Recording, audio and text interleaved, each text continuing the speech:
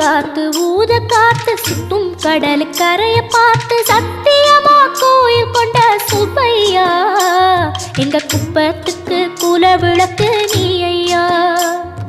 வாட காத்து வீச பார்த்து அலையை எதிர்த்து வலைய போட்டு மீன் பிடிக்கும் தொழில் நடக்குது முத்தையா.